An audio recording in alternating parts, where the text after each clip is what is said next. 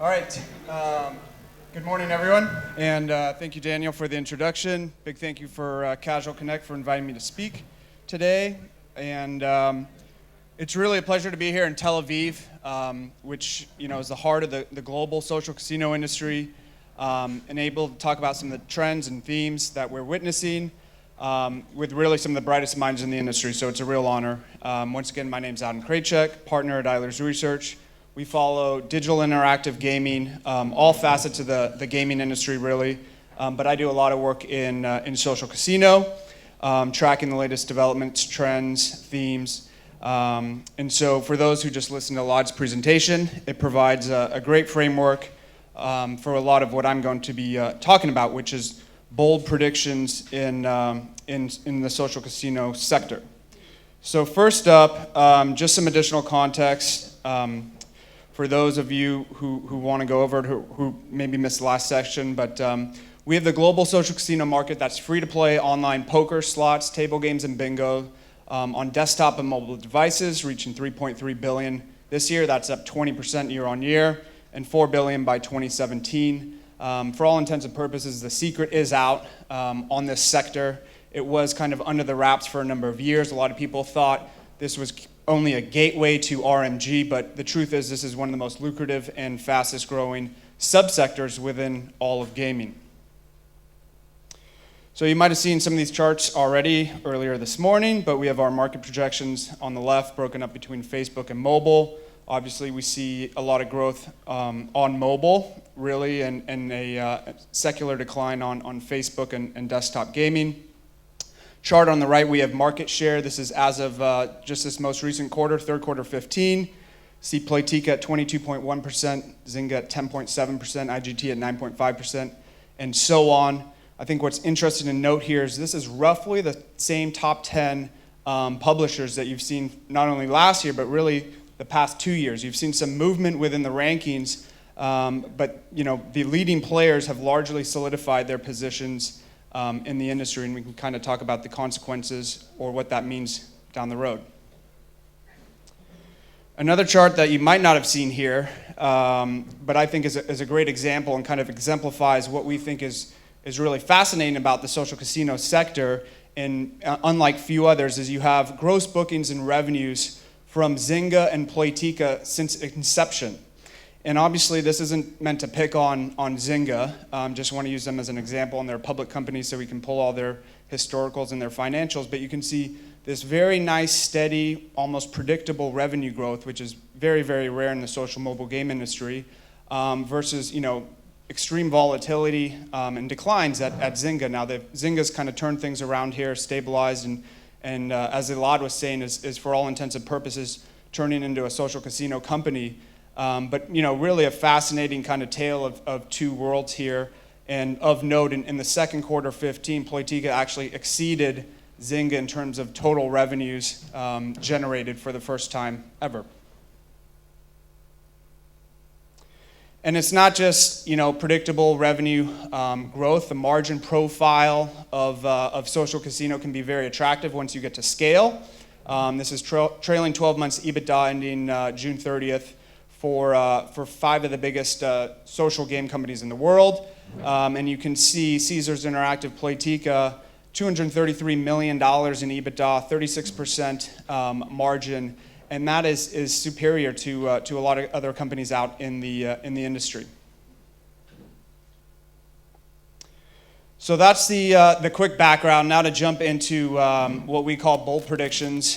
These are obviously tough to make, and some of these are remote possibilities, some of them might seem obvious, but want to kind of go over some of the trends and the way we think about things and potentially the future for social casino. So here we go.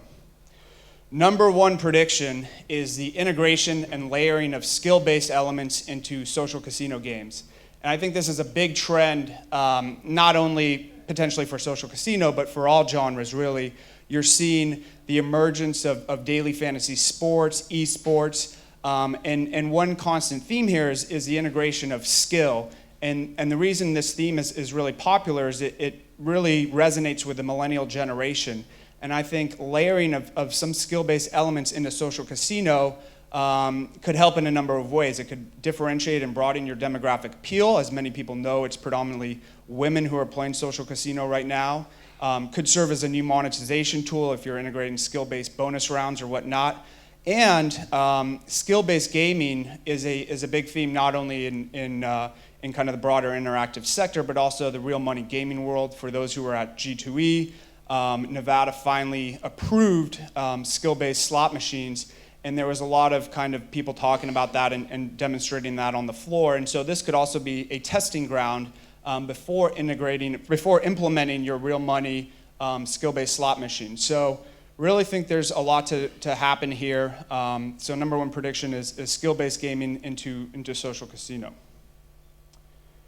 Prediction number two, the launch of live dealer social casino games, and this idea actually came from Sean Ryan at Facebook, so give him credit there.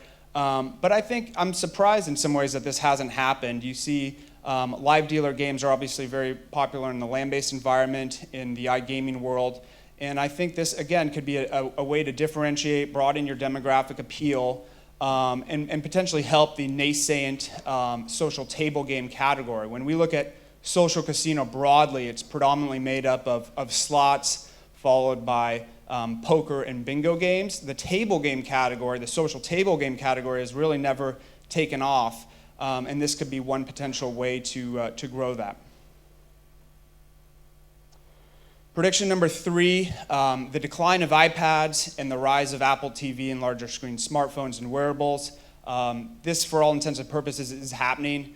In our last report, we had a pretty big section talking about the decline of iPad sales and consequently usage and what impact that's having on the broader mobile gaming industry, and specifically social casino, which indexes very high on the iPad platform, on tablets in general. So the bad news here is obviously iPad users are some of the highest LTV users in the industry.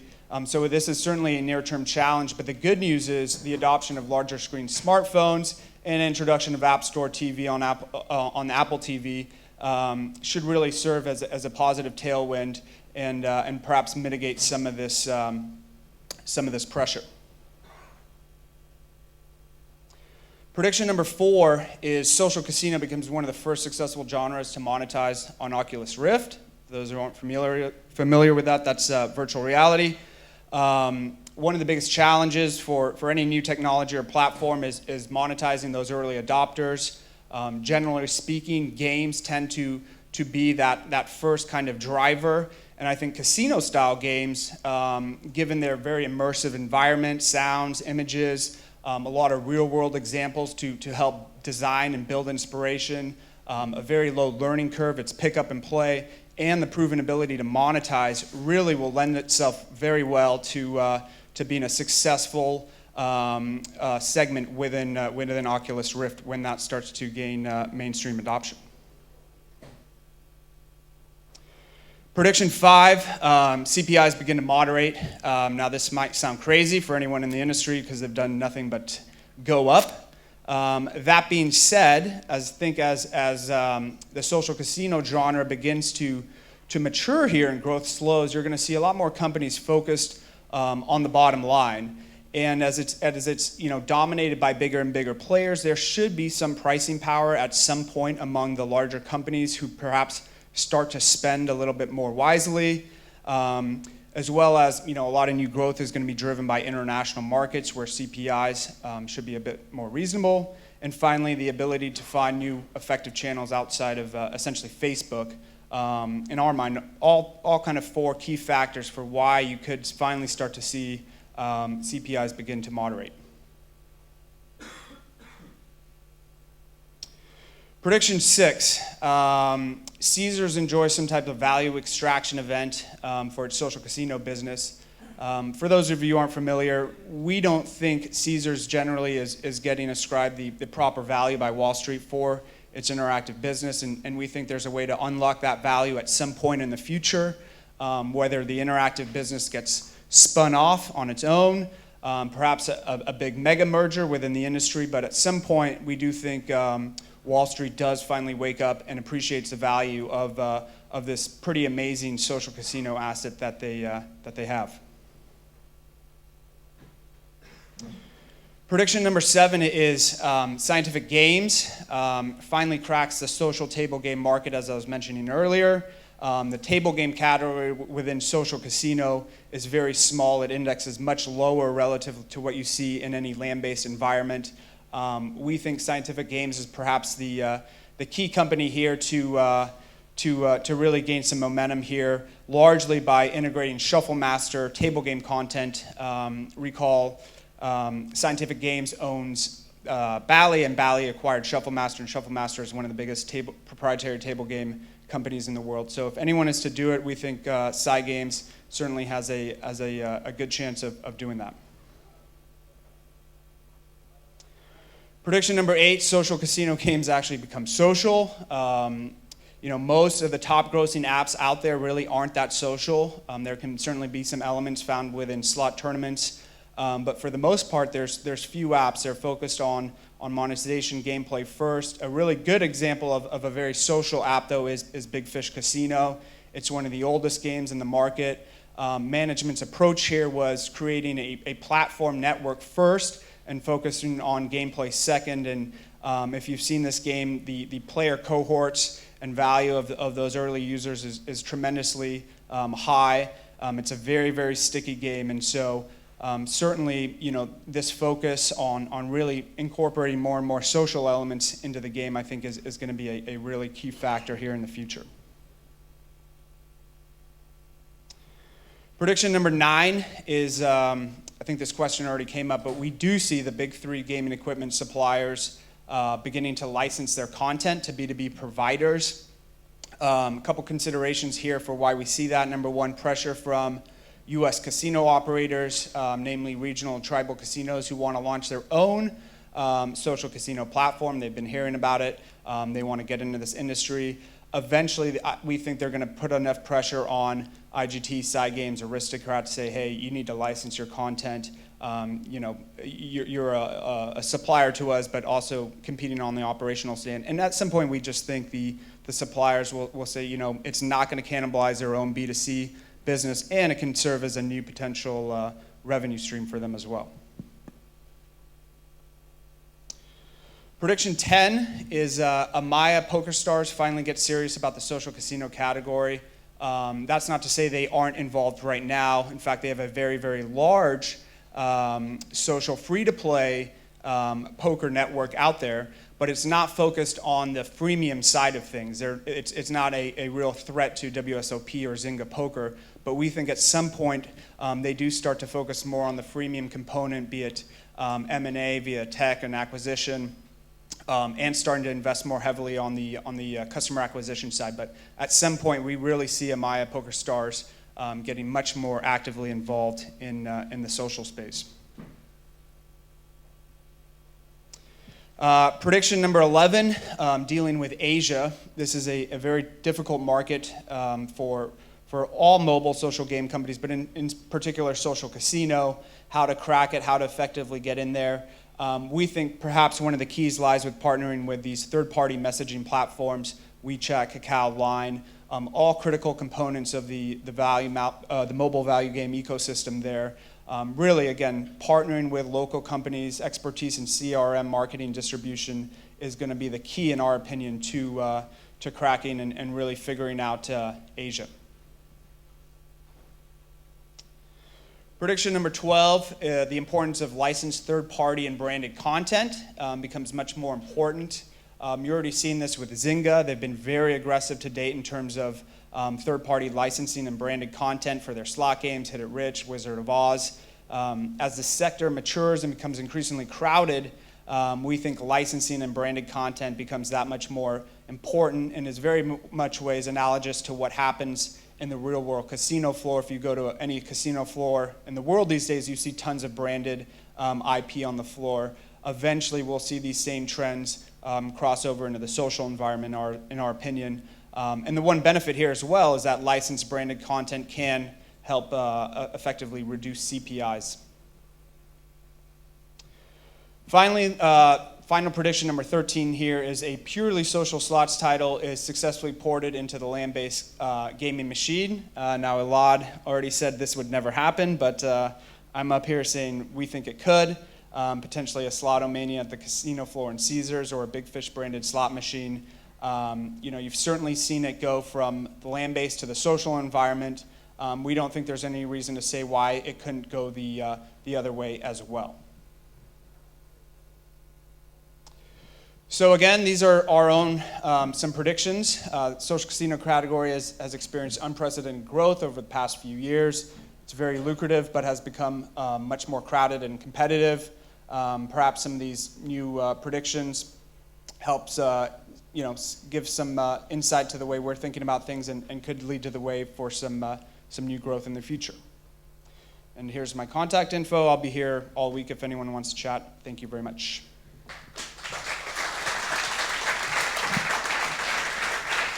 Thanks, Adam. I'd like to open up to questions. We've got about 10 minutes for questions. So, hands. I can't see any. There we go. Keep your hands raised so that we can read it. Hello. Hi. Thank you for the very insightful talk. How big do you think VR, virtual reality, is going to be? You talked about the Oculus Rift. There are a lot of headsets coming out next year. It seems to me like casino, sports betting, poker, everything that is basically you're sitting and spectating something could be very big. Is it an opinion that you share, or do you have any insights about that? Not yet. It's difficult with any type of new, technology platform launch. As we get closer to the dates and we get more kind of insight into the numbers, the cost, we'll come up with some forecasts. Initially, it's really tough. I think kind of first year because it's an install base starting at zero, and it really needs to get significant tractions, millions of units in the market before it can become meaningful.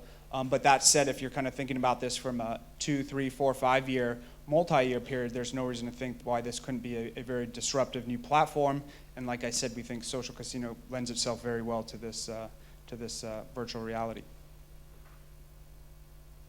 Hey, Adam, a question about branded content and CPIs. Have you guys done any sort of research on trying to put a value on potential CPI savings as a result of having branded content? I know it probably depends on the brand, but just curious about what kind of value you can expect to receive from that.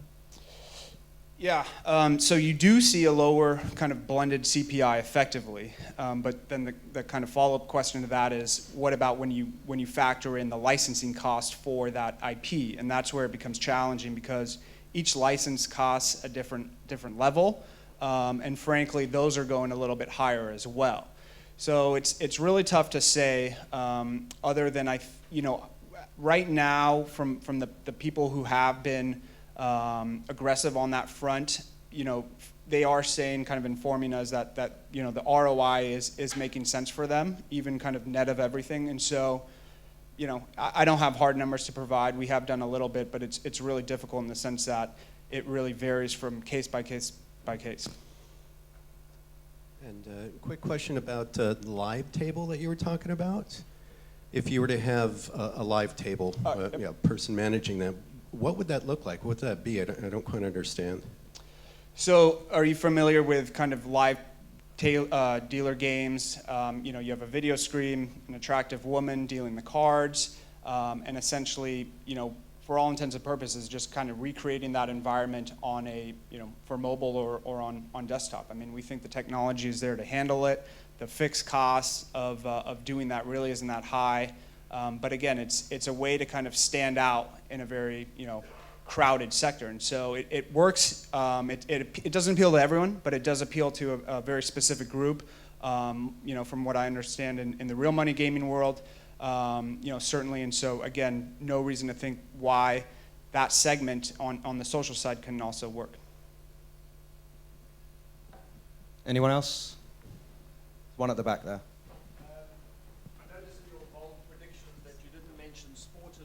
I mean, I'm just wondering whether you have a view on that and whether you think sports might emerge as a category within social gaming generally. Yeah, so the big trend in sports really has been the fantasy side of things, which we also spend a lot of time and do work on daily fantasy sports. The purely social sports segment has never really taken off. It's been very difficult to monetize. There's just not enough action, so to speak. I mean, you need constant kind of gameplay in this model, as everyone knows. And so, what inevitably happens is you have an integrated casino suite, and you'll have a sports, perhaps book within your social casino, but the sports segment is typically very, very small. The people who are focused on sports and active are typically also looking for the an actual monetary payout, and so that's been the attraction for the daily fantasy side of things. Don't you think that's the same for live dealer? Well, we'll see, but I mean, I think that one, potentially it's a little, just because no one's really tried it, so we'll see. But obviously, a good point. Okay. Thank you, Adam. Thanks, everyone.